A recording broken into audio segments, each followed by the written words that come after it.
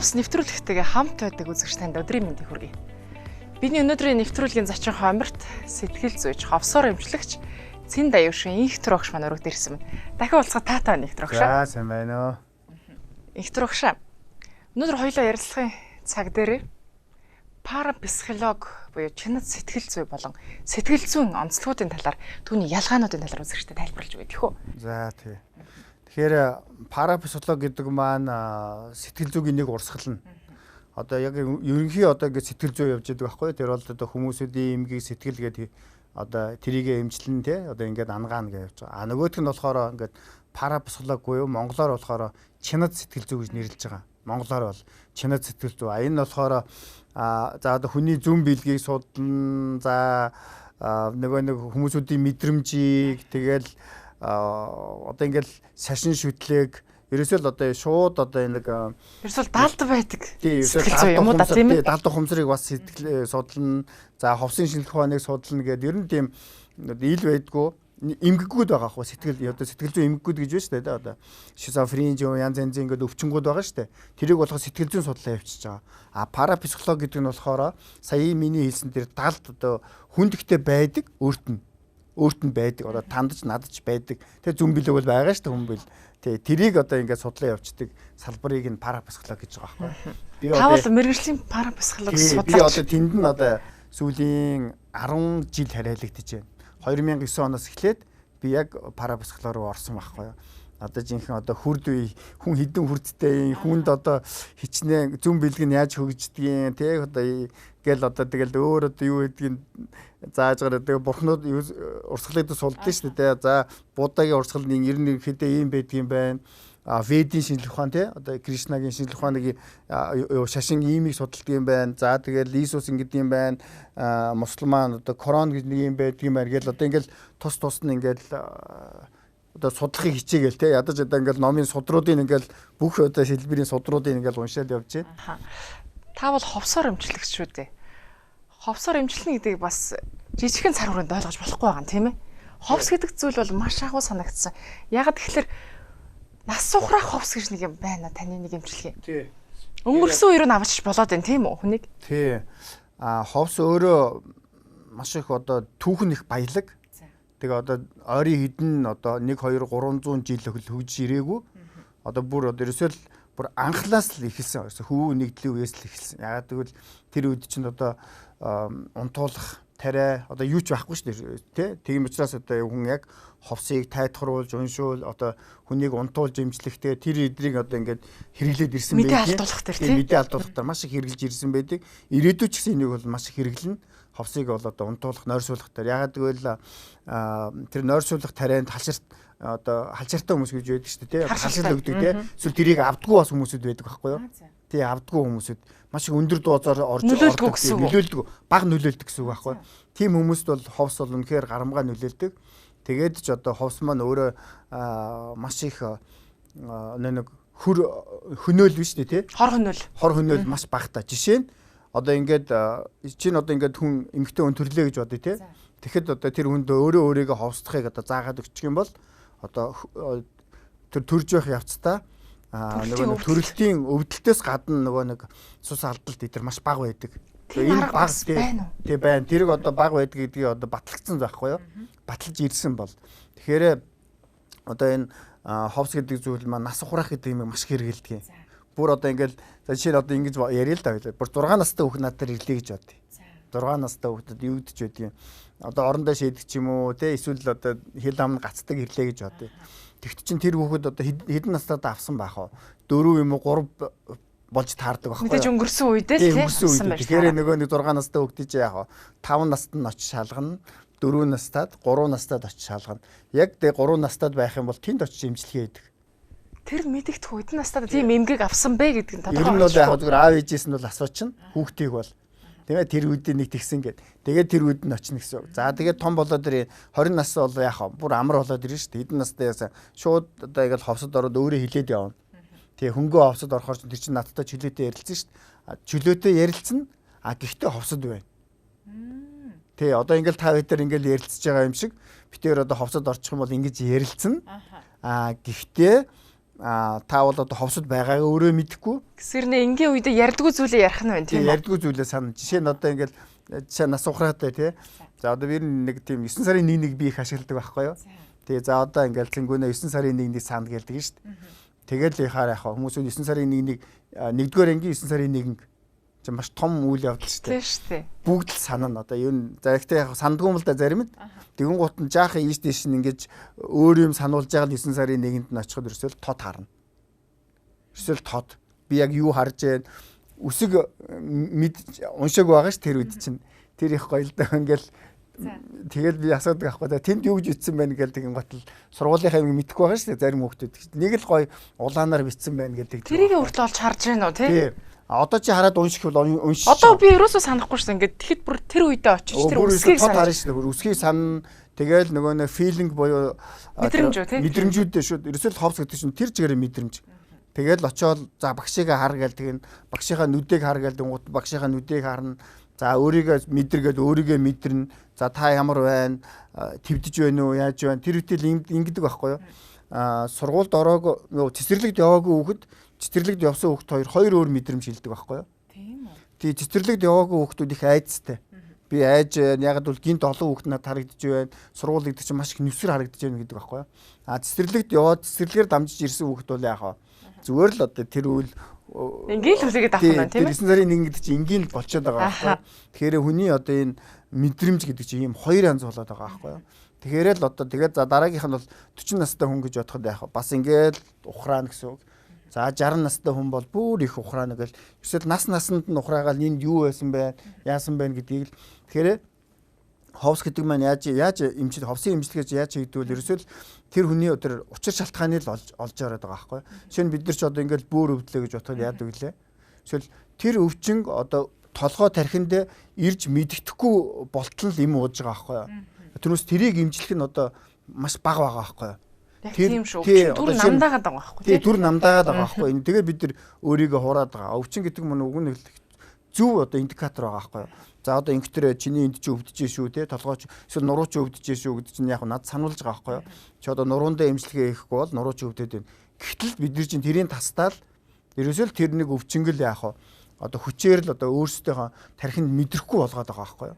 Чинь одоо толгой өвдөн гол бид нар яадаг вэ? Ерөөсөө л хамгийн их за жишээ нь толгойч халуурахад бид нар яадаг вэ? Халуун болгодог юм бавал уучдаг шээ. Шууд дардаг байхгүй. Уг нь бол тэр чинь зүгээр л байж ах хэвээр. Одоо бид нар чинь тэн чинь нөгөө индикатор буюу мэдээлж шүү дээ. За тэн чиний биеийн дотор гадны вирус орчлоо. Биеийн дотор чинь одоо ингээд ковид-19 шиг гадны вирус орчлоо. Одоо чиний дархлаа тэр хоёрын хооронд яах вэ? Дайн болж байна. Хин ялахыг мэдэхгүй шүү дээ тэр чинь. Яг л ийм байдаг байхгүй. Гэтэл бид нар чинь ерөөсөө шууд одоо өөрийнхөө талын дархлаануудыг ч устгаад бас нөгөө нэг орж ирсэн юмыг ч яах вэ? Давхар устгachж байгаа байхгүй. Тэгэхээр чин алиалан дээр л муу байгаа юм уу гэнэ. Ер нь бол жаахан халуурах гэмгүй гэсэн үг үү? Тийм шүү дээ. Тэр чин би эсрэг үсэл бас тэмцэлтэй явагдаад байна уу тий? Энийг бол би одоо мэрэгчлэл бас зүгээр жирийн эмчнэр энийг бол зүгээр тод хэлнэ. Жирийн эмчнэр бол одоо зүгээр л жирийн эмчнэр бол шууд л хэлнэ шүү дээ. Энд чи яг бидний дархлаа нөгөө нэг яг орж ирсэн одоо сөрөг вирустэй яг тэмцэлтэж байгаа одоо нэг илэрлэн дээр байхгүй халуурж яах гэдэг бол яг одоо манайх бид нар одоо юу гэдэг багасаа хит халуурхаас их айдаг байхгүй юу. Тийм учраас яг зүгээр одоо өөрийнхөө биеийг маш сайн мэддэг хүмүүс бол тэрийг давж туулж байна.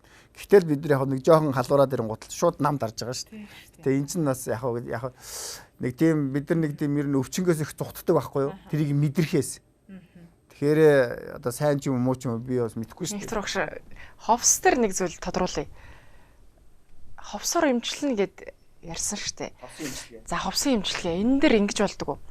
40 настай хүн одоо хэдэн наснда ч магадгүй тийм айдас авчихсан аваар осолч юм уу ямар нэг зүйлд эсвэл дээрлэхүүлээд ч юм уу айдастай болсон үргэлж нэг зүйлээс айж явдаг бол тэрийг буцаж ухраад эмчилж тэр сэтгэл зүйн айдастай мэдрэмжийг арилгах боломж байд юм болов? Тэрийг айдсыг ингээд юу яадаг юм эмзэглэлээр хэмжичтэй эхлээд. За одоо ингээд нэгээс хараггүй чи хэд айж яах гээл тунгуутал тэр хүн одоо юу гэдэг юм 5 ч гэдэг юм шүү 5 ч гэдэг юм да хүмүүсд 9 ч юм уу 8 гэдэг хэлж гэсэн. Ховсод ороод тэр үйл явдлыг яаж ч эргүүлж болно. Ерөөс огт тэр одоо аваар осол байхгүй гэж хэлсэн ч болно. Тэгвэл тэр үед яг таны даалд ухамсар ерөөсөө байхгүй гэж итгэж чинь. Тэгэл гараад ирэхэд ховсоос гарч ирэл асуухад за нэг тим юм болсон. Гэхдээ ямар ч эмзэглэл байхгүй нэгэд. Тэгэл гарч ирэл эмзэглэлээ хийх хөө. 1-ээс 10 гээл тэгэх юм бол яг нэг эсвэл 2 эсвэл 0 байхгүй болчих гэдэг байхгүй юу? Тэгэхээр тэр хийж чадахгүй байсан үйлдэлээ ховсон эмчилгээний дараа бол яг үргэлжлүүлээд хэвэн явж чадах нь шүү. Хэвэн явж чадна яг зөв. Тэн дээр бас юм нэмжиг. Жишээ нь одоо ингээд аварт орсон хүмүүсүүд чинь аварт осол орсныхаа дараа машинаа хэрвээ тээврийн эрсдэл ингээд байнга барьж чадахгүй байдаг шүү дээ. А тэнд нь очиод устгах чинь. Тэгэл одоо хийсвэрээр тэр газрууд нь явуулна шүү дээ. Тэгэн гут надад нэг юм хүйж ирсэн л да. Гинт саналаа нэг аваар осолд ороод ингээ хазгаа ийм налуу газар явж чадхаа ярьчихсан. Айгаад. Ягаад гэвэл одоо хөдөө явж байгаад аварт орсон юмхтэй байгаа шүү дээ. Тэгэл ховсод орж ирэл ховсод нь бас явуулж байгаа байхгүй юу. Тэрийг арилгачаал за одоо чи ховсод байхад нь тий одоо налуу газараар явж яа яаж яа гэж бол хэвэн гэж байгаа. Айхгүй юм гэж. Арилгацсан учраас тэгээ ховсоос гарч ирээд дахиад мэдрүүлэхээр яг дахиад айхгүй гэж байгаа. А тэгээд бүр дараа нь яг нөгөө нэг газруудаар явах дахиад айхгүй. Тэгээд дараа нь тэр хүн хэлсэн шүү дээ. Вирус айхгүй болсон мөн. Ингэж л одоо нөгөө нэг учир шалтгааны одоо ховсын эмчилгээ чи очиж устгаад байгаа байхгүй. Бүр шалтгааны тэр гарч ирсэн шалтгааныг ямар нэг имээр дарж хаяад байгаа юм биш. Сэтгэл зүгээр нь үнэлээд байна шүү дээ, тийм ээ? Тий, яг үнэ. Далд ухамсарын төвшөнд л эмчилж байгаа байхгүй юу? Бүр далд ухамсарын төвшөнд. Тэгээ тэнд нь очиж л эмчилгээ гэдэг. Тэрийг л одоо ховсын эмчилгээ гэж яриад байгаа. Далд ухамсарын төвшөнд гэснээс далд ухамсарын онлайн сургалт Виктор багш маань явуулж байгаа тийм ээ? Тий, одоо бид нар яг 2 дахь урсгалаа 2 дахь анги авах гэж байгаа. Хүмүүст маш их таалагдж байгаа. Тий, яг сургалтын дээр чухам юг дадалж болох хүмүүс. Ерөөсөө бид нар яг хүмүүсүүдийг барьж аваад за сөрөг бодлыг ингэж ялдгийг. За сөрөг мэдрэмжийг тий. Сөрөг бодол мэдрэмжийг ингэж ялдгийг. Тэгээд далд ухамсарлага одоо яг ингэж ордгийн гэдэг. Бүр одоо ингээд аргачлан зааж өгдөг байхгүй. Яг бүр анханаас нь одоо ийм техникийг хэрэглээрээ 4 техник байш одоо дуртайгаа хэрэглээрээ яг ингэж л явна шүү. Яг л ингэж л одоо далд ухамсарлага ордгийн шүү гэж. Ягаад гэвэл би энэ хичээлэг өмнө их заадаг байсан. Тэгээ сүүлийн үед нэг ховс хийдэг болсноос хойш ховсоор эмчилдэг болсноос илүү их далд ухамсар гэдгийг мэдэрдэг юм байна. Эсвэл энэ ухамсар далд ухамсар хоёрын ялгааг хүн маш их мэдэрдэг юм байна. Одоо таны түрүү ярьсан дээр айдас чинь одоо яг ухамсар дээр биш далд ухамсар дээр сурлагдсан байгаа байхгүй юу? Тэрийг одоо яг л одоо ховсоор яг өөр зүйлээр эмчилж болохгүй биш. Энийг бол би шууд хэлээ те. Өөр одоо янз янзын аргаар эмчилж болно. Гэхдээ энэ бол удаан. А ховсол зүгээр шууд очиод тэрийг эмчлээл гаргаал асуухт л яг тэрийг одоо ингээл мартна гэсэн. Одоо тэнд одоо эмзэглэхгүй гэсэн үг. Ерөөс ямар ч эмзэглэл байхгүй. Айдас байхгүй гэсэн үг шүү дээ эмзэглэл гэдэг маань. Нэг юм яриа байдаг шүү дээ Виктор багш. Баячууд баяжсаар л ядуусаар л гэж. Тэгэхээр жоохон ямар учиртай юм бэ? Энд тий хөрөнгөтэй хүмүүс өөр сэтгэхэд байна уу? Тий яг өөр сэтгэхэд. Хөрөнгөгүй хүмүүс бас ууг нь бол тий хоёр гартаа хоёр хөлтөл хүмүүс байгаа хгүй юу адилхан. Тий. Энэ дээр бодлоос болоод байна уу? Бодлоос болдгоо маа. Энэ дээр хоёулаа адилхан бодно шүү дээ. Баяжчий гээл. Тэгээ энэ дээр нэг зүйл байдаг байхгүй. Итгэл үнэмшил гэж байдаг юм бид нар. Энэ нь бол ерөөсөө бүр хүнд ингээд суудсан байдаг байхгүй. Хоёрыг хоёроор үржүүлэх нь 4 гээл бид нар чийдэлсэн байгаа шүү дээ. Хүрддээ.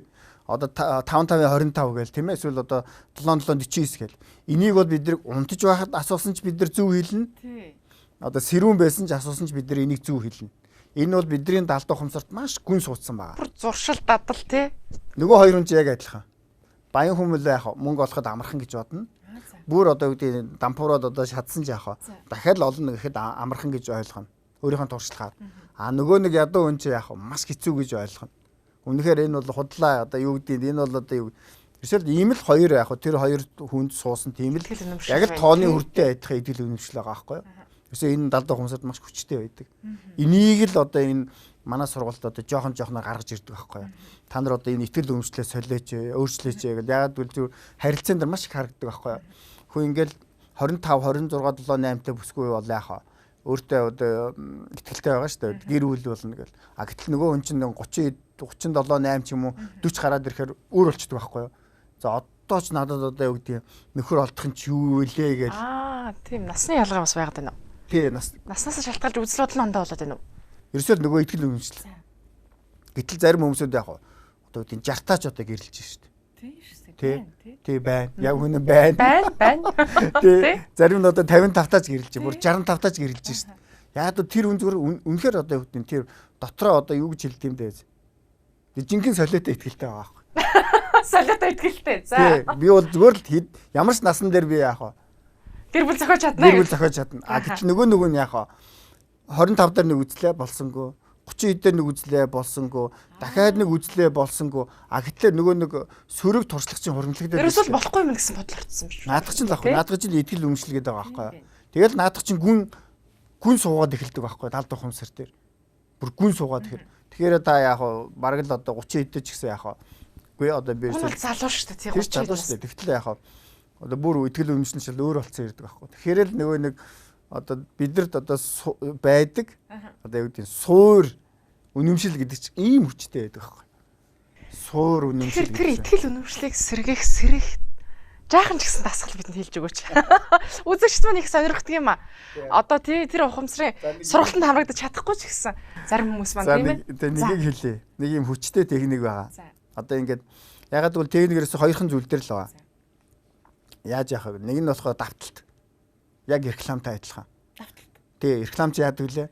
Эсвэл бам гэж давтаад байвал яах вэ? Бол байн гарагдсан. Тий, тэгвэл бидний шууд далд ухамсар руу орчдөг байхгүй юу? Одоо баруун тархич гэж ойлгож байна. Тий, давталт.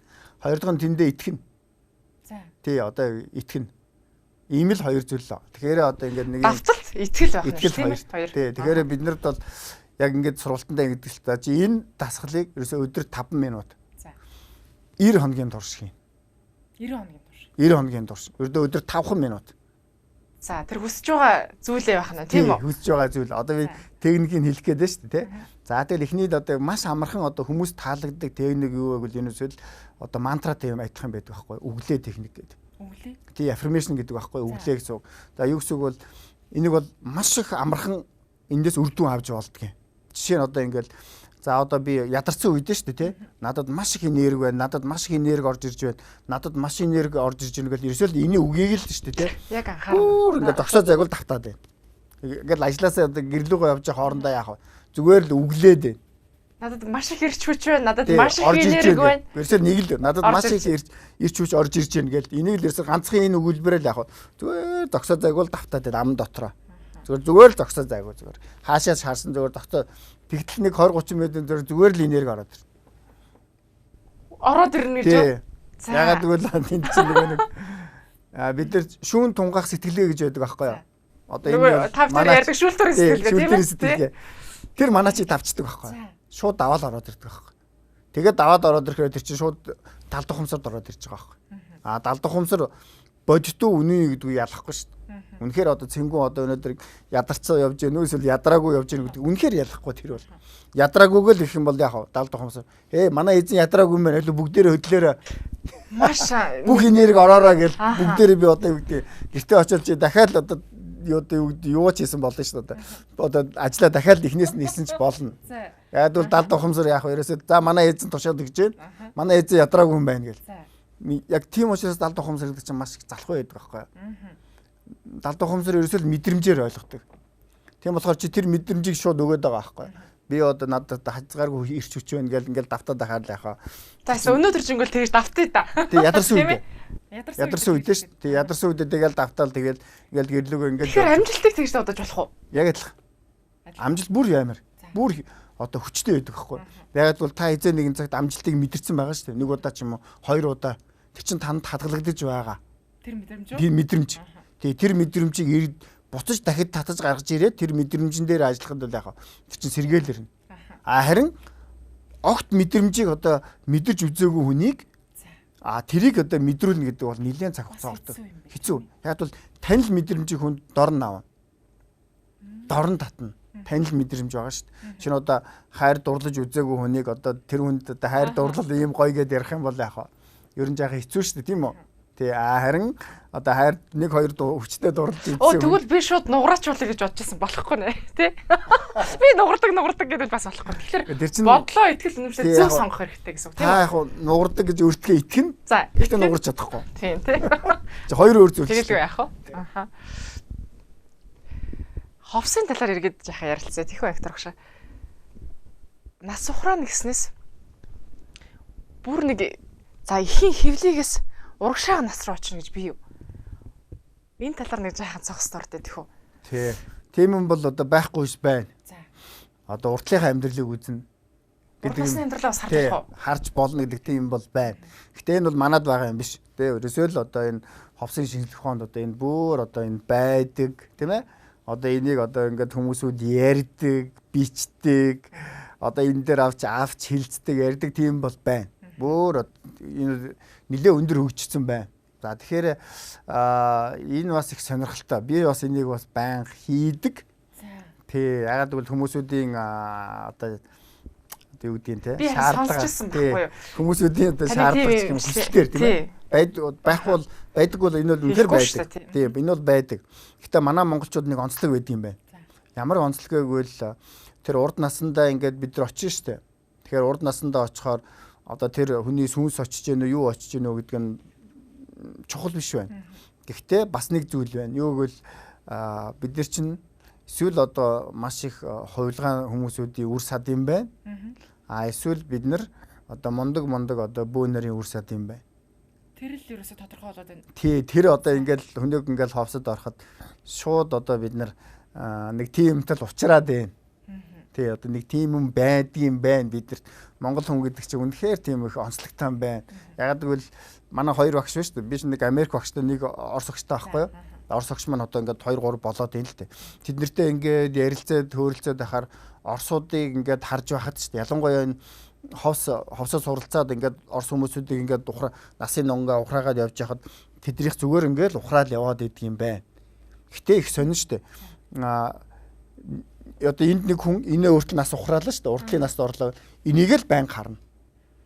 Дахиад дараа ингэж явхад 1 2 3 4 5 удаа тэр хүн ховсод орсон ч яг л тэн дээр л очино. Өөр юм дээр очино гэж байхгүй бас. Энэ бол нэгдүгээрх маш онцлог байдаг юм байна. Тэгэхээр энэ бол одоо юу гэдэг. Тэгэхээр яг л бодит гэсэн үг шүү. Бодит байх магадлал. Тий. Бодит байх магадлал маш өндөр болчихж байгаа байхгүй юу? Нэг л замаар явдаг. Нэг л газараа очдөг юм байна. Одоо ингээд ховс нас ухрах ховс болгонд яг өөр газар очиод өөр юм яриад идэх юм байна гэдгийг батлагч байгаа байхгүй нэг л юм. Тэгээд манад болохоор манад болохоор тэгэл ер нь нэг дөрөвний миний хийснээр ер нь их сони юм болно. Ер нь л их сонин тэгэл үнэхээр л одоо таныг харсан тэнгэр одоо юу гэдгийг би мэдэхгүй шүү дээ. Эсвэл хувилгаан байх юм бол тэдэртэйгээ уулзах магадлал өндөртэй. Бас тийм зүйл байдаг тийм ээ. Бас байдаг. Ийм зүйлийг бас ингээ хамаагүй яриад идэх юм ч юм уу, гүү ч юм уу би бас мэдэхгүй болохоор ингээд нэг ийм юм байдаг шээ. Миний биед нэг гадны хүний өөр хүний ч юм уу сүнс ч юм уу тийм нэг биед орцсон юм шиг байна гэж зарим хүмүүс тэгээд байдаг байхгүй. Заримдаа би өөр хүн шиг болоод байна. Тийм зүйл ер нь байдаг юм уу? Тийм зүйл байна. Гаднаас давхар өөр нэг биед орж байгаа гэж байх уу? Байна. Даруулна гэж яриад байна одоо. За яг тий даруулна гэд. Ягаад гэвэл энэ нь бас 2 3 онцлог байна. Гэт үргэлж бас тэд нар чи ингээд бас дараад идэггүй юм байна. Өөр нэг тийм одоо юу гэдэг дардаг тийм одоо гимцсэн газар гэж байна. За. Гимцсэн газар. Жишээ нь одоо ингээд намайг л хөдөө байхад одоо энэ тэнд одоо ингээд ил газар унтаж болохгүй гэж одоо хонь хариулт юу тэгж ярьдаг шүү. Тий, хонь хариулж явахдаа одоо ингээд ил газар унтаж болохгүй гэж эмөө их загнадаг байсан байхгүй. Одоо ингээд хонд явж явахдаа унтаж болохгүй шүү. Дайрлага дайрчдаг юм гээ. Тий, яг тэгж ярьдаг. Тий, сэгж ярьдаг шүү. Одоо ч ярьдаг. Одоо ч ярьдаг яг байна. Тэгэхээр бид нар мэдэхгүй шүү. Дайрлага нь яаж байдгийг намайг юу ч дайрдгийг. За тэгэл одоо бид нар чинь ялангуяа 100 болоод ирэхээр нэг юм одоо энэ тэрэлж ч юм уу нэг тийм гимтцэн газруудын хүмүүсүүд их дайрлага дайрдаг гэл янз янзын яриа байдаг. Одоо батлахад хэцүү. Ялангуяа шинжлэх ухаанаар энийг батлахад хэцүү. Гэхдээ байдаг зүйл байдаг байхгүй юу? Бид нарыг дайрдаг. Одоо тийм байхгүйгээд одоо бид нар ярих юм бол худлаа болчихж байгаа. Тэг яагаад энэ асуултыг танаас асууж байхлаар та нар даалд ухамсарын төвшин рүү очдог учраас би асууж байгаа байхгүй юу? Тийм бол бидэрт бол байдаг юм байна. Бид нар бол дайрдаг юм байна. Гэхдээ одоо үргэлж ингэж байхад дайрдаггүй. За яг зүүдэнд нэг ирж дайрдаг юм байна. Эсвэл одоо нөгөө нэг гимцэн газруудад яг бид нарыг бас очиж бид нарыг бас дайрдаг юм байна. Тийм бол бас байдаг юм байна.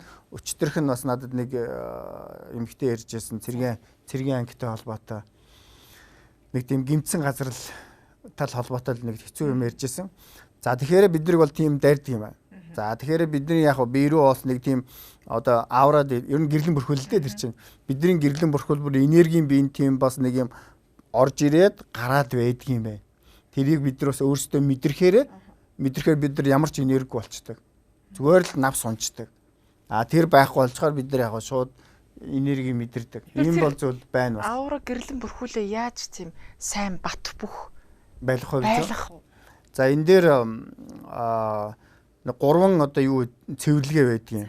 За их хөнгөн. За эхнийх нь болохоор энэ гэгэрс хүмүүсүүд салхиг их хилээд байгаа. Зүгээр салхинд ингээд зогсоход их сайхан таата өөрийгөө цэвэрлж байгаа юм шиг мэдэрдэг гэж яриад байгаа. За хоёр дахь нь ус. Мэдээж голын ус. Шүршүүрээс илүү голын усанд яг орж ивэл бас их таатай гэдэг байгаа. За гурав дахь нь одоо хамгийн чухал юм бол гал гэдэг байхгүй юу? Ягаад гэвэл хүний биеийн 70% нь ус байдаг шиг 4% нь гал байдаг байхгүй юу? Тий, 4% нь гал байдаг. Тэр гал нь болохоор бидний нүдэнд байдгийн сэтгэлд байдгийн. Нүдний гал гэж. Тий, нүдний гал гэж байгаа. Нөгөө нүдэнд байдаг, сэтгэлд байдаг. Хоёр зүйл байхгүй юу? За сэтгэлд байдаг нь болохоор хит их уурлахад бид нэр яах вэ? Хачин өөр болж одоо тэр нэг сонин гал гаргаж байгаа. За хит их баярлахаар бас гаргаж байгаа. Нүдэнд бол яалтчгүй гал байдаг. Нэг сэтгэл юуны зүрхний сэтгэл зүйч эмч ярьсан бичсэн байлээ л дээ. Би саяхан бас уншсан.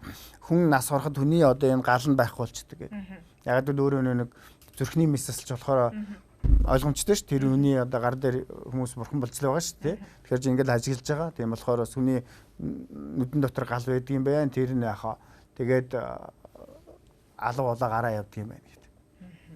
Тэгэхээр нүдний гал цогийг сэргэн гэж ер нь дасгал бий юу? Бид лаа гарах хэрэгтэй л гэдэг нэг юм сонсч байсан би бол. Тэрнээс үр тий. Тэгээ саяын миний хэлснээр байна. Энэ юу байдг вэ гэвэл ерөөсөө бид нэр яг галтаал одоо лаа асаагаад түүндээ бэлтгэл хийгээл лагаар өөрөө цэвэрлээл ер нь тийм галтаал бид нар жаахан ойрхон байх хэрэгтэй байна. Галтай. Тий галтаа. Ягаад гэвэл өмнө бид нар чинь тэр чигээрэл галтаа одоо амьдарч ирсэн шүү дээ. Тулга тавиал тийм ээ дараа нь зуухулсан.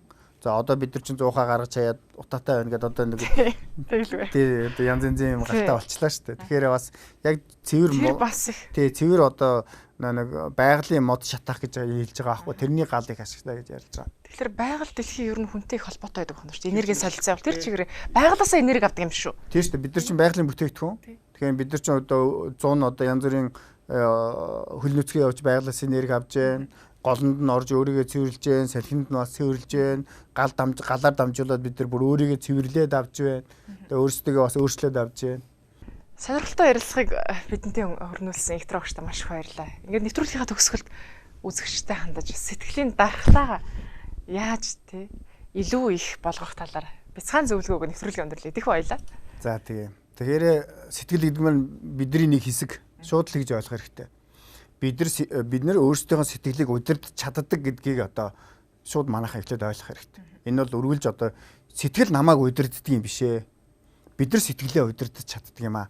Уурлыг бол бид нар уурлж чадна. Уурлыгэд болж чадна. Эсвэл одоо сайхан зан гаргаягаа сайхан зан гаргаж. Баян бид нар яг сайн явъя, сайн болыг энэ ерөөсөө бид нар шалтгаалдаг байхгүй. Өмнө бид нар ярьсан те 5 хэлбэрт бид нар байгаад байна. Махан биеэ бид нар удирдах ёстой. Хоёр нь яхаа бид нар майнд ухаанаа одоо хурц байлгах ёстой. Тэгээд гурав дахь нь яхаа emotion сэтгэл зүй. Ерөөсөө энэ л байхгүй. Бид нар одоо өөрсдөөсөө шалтгаалж байна. Тэрнээс би одоо ингээл ерөөсөө төрөлхийн ууртай өнгөөл одоо бүх хүмүүст уурлаад эсвэл одоо би төрөлхийн шүүмжлэгч өнгөөл бүгдийг өөрсдөө болон бусдыг одоо байнга шүүмжлээлээ үл яхаа. Бид нар ерөөсөө тийм л хүн болно. Дараа нь бид нар тэр муу үр дүн нэрнэ. Тэгэхээр бид нар өөрсдөө яах вэ? Ямар ааштай байх вэ? Ямар сайхан сэтгэлтэй байх вэ гэдэг бид нар өөрсдөө л удирдах чинь. Тэгэх юм бол бид нар өөрсдөө хичээх юм бол энэ бол болцоо байхгүй зүйл. Тэр нэг зүйлд сэтгэлийн юмд бол өөрсдөө автуулаад авах зүйл биш. Ерөөсөд одоо гадаа дотн ийм муу байна, тэгсэн байна, бүгд одоо эргэн тойронд ингэж байна. Тэгм учраас би ийм муу байна гэдэг ах юм биш. Бид нар өөрсдөө удирдаад өөрсдөө одоо өнөөдөр ямар ааш гаргах вэ, ямар сайхан байх вэ гэдгийг бид нар өөрсдөө шийдэн. Тэгэхээр энэ бол маш болцоотой зүйл. Бидний гарт байгаа зүйл гэж ойлгох хэрэгтэй. За баярлалаа танд их трогш. Ингэж хэлье гэж бодчих. Хамт байсан үзэгч танд баярлалаа. Таны гэр бүл болон танд хаан жаргал сайн сайхан бүхнийг хүсье. Дараагийн нэвтрүүлгээр ирэх болцлоо. Тэр баяртай.